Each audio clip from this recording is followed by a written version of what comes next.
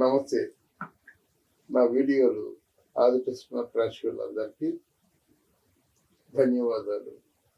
ప్రోత్సహిస్తున్న ప్రేక్షకులకి నమస్కారాలు. ఈరోజు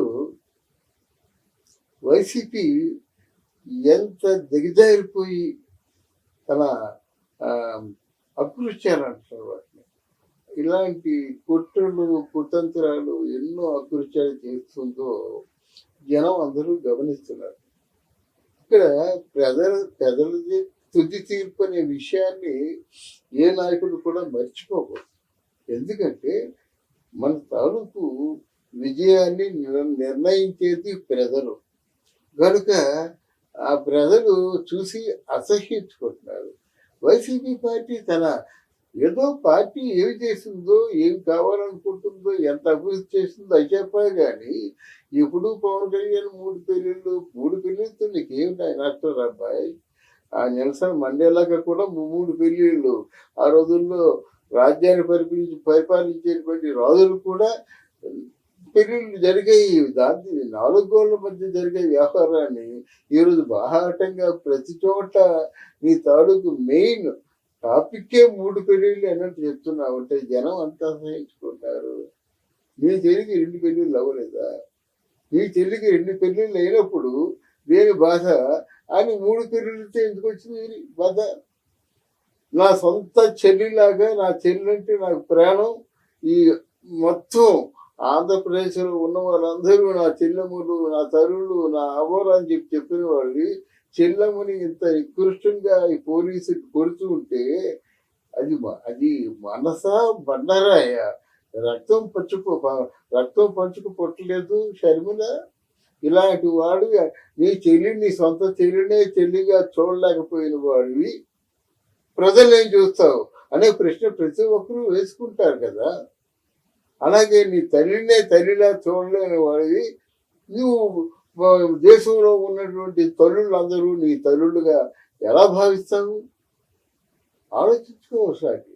కానీ ఈరోజు నీ తాలూకు పరిపాలన నభూతో భవిష్యత్తు ఎలాగంటే కుళ్ళు, కుట్రలు, కుతంత్రాలు, దాడి అన్నీ ప్రయోగిస్తున్నావు. ఈ తాలూకు తెలివితేటలు ఏదో నీ పరిపాలన మీద సాగించినట్టయితే 10 ఏళ్ళు నీ తాలూకు పేరు ప్రతిష్ట నిలబడేది. ఇప్పుడు అలా కాదు. వద్దు బాబోయ్, ఇట్లాంటి రాక్షసుడు అని అనుకుంటున్నారు. ఆలోచించావా? నీకు సలహా ఇచ్చేట దుర్మార్గుడు ఎవరో కానీ నీ తాలూకు 100 ఏళ్ల జీవితాన్ని సర్వనాశనం చేస్తున్నాడు. ఒకవేళ ఎక్కువ మంది ఉన్నట్టు చేస్తున్నారు అంటే నిన్ను కేవలం మామూలు కాకుండా పాతాళానికి తొక్కేసేటువంటి ఏర్పాటు చేస్తుంటే దానికి చెంకలు గుద్దుకొని సంబరపడిపోయి ఏమిటిదంతా? ఓ పక్క విడుదల రజనీ చేతులు పట్టుకుంటావు, దీపం వెలిగిస్తావు, కొబ్బరికాయ కొట్టిస్తావు, ఇంకో పక్కేమో రోజా చేతులు పట్టుకుంటావు, బ్యాటింగ్ నేర్పిస్తావు. మరి ఇవన్నీ సంప్రదాయ పనులేనా? పరాయి వాడి భార్య చేయి పట్టుకోవచ్చా? పరాయి వాడి భార్యతో ఆ చేతులు పడుకొని ఈ తాలూకు చర్యలు చేయొచ్చా? ఇట్లాంటి అగ్నిజ్వాల అంటే అగ్ని జ్యోతి వెలిగించడం ఇట్లాంటి కార్యక్రమాలు చేపట్టొచ్చా? ఆలోచించుకోండి. నీకు విజయసాయి రెడ్డి ఇప్పుడు కావాల్సి వచ్చాడు. మరి మధ్యకాలంతో ఏమైపోయాడు? ఆ విజయసాయి రెడ్డికి ఏమైనా మంచి పేరు ఉందా? సద్దలో నీకు మెయిన్ ప్రధాన అనుచరుడు, సలహాదారు నీ గుండెకాయ. ఆ గుండెకాయ ఎంత కుళ్ళిపోయిందో, ఎంత పూర్తిగా మురిగిపోయిందో ఆలోచించావా? ఆయన ఏంటంటే నీ దగ్గర డబ్బులు తీసుకుంటున్నాడు కనుక నీ దగ్గర సంపద దోచుకుంటున్నాడు తప్ప ఏదో ఒక సలహా ఇవ్వాలని ఇస్తున్నాడు. కానీ పెద్దల రామకృష్ణ ఇచ్చే సలహాలు నీ మంచికైనా? ప్రశాంతంగా ఆలోచించు. అలాగే కొడాలి నాని నీ పార్టీని పూర్తిగా అప్రతిష్టపాటు చేశారు కదా. మాట్లాడితే అమనాభూతులు ఏంటండి? అమనాభూతులు తెడ్డు ఎంతసేపు తెగించినట్టయితే ఎవరైనా తెలుసారు. అదే నాకు కావాలి. కొడాలి నాని సంపాదించుకుని చాలు, బాగా తిట్టాలి, ఇంకా బాగా మీ దగ్గర చేయి కావాలి, అది కదా. ఇంకా పోయినట్టయితే రోజా ఏం చేస్తుంది? ఘోరమైన అబద్ధాలు ఆడుతుందన్నమాట. మీరు ఏం చెప్పారు? మహిళలకి ఇదే నేను మాట ఇస్తున్నాను, ఈ ఈ ఈ సారాయి వ్యవహారంలో అంటే లిక్కర్ వ్యవహారంలో నేను అంచెలంచెలుగా ఆ తాలూకు అలవాట్లు మాన్పించేసి మొత్తం అసలు ఈ లిక్కర్ అనేదే ఆంధ్రప్రదేశ్లో దొరకకుండా చేస్తాను. అలా చేయలేనప్పుడు మీ దగ్గరికి వచ్చి ఓట్లు అడగనన్నాడు.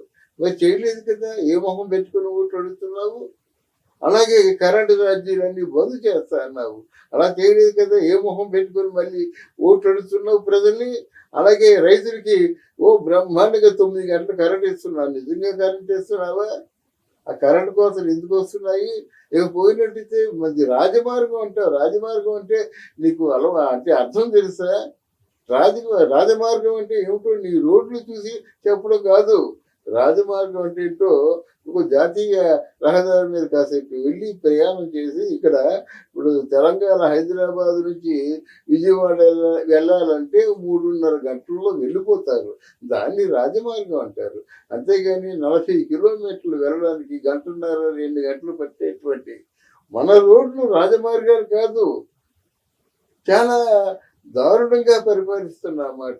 ఏదో నవరత్నాలని ఏదో పెంచుతున్నావు, ఎప్పుడు కావాల్సి అప్పుడే బటన్ నొక్కుతున్నా కానీ ఈ బటన్ నొక్కడం నీ తాలూకు పరిపాలనని సంస్కరించలేవు. అది ఆలోచించుకో.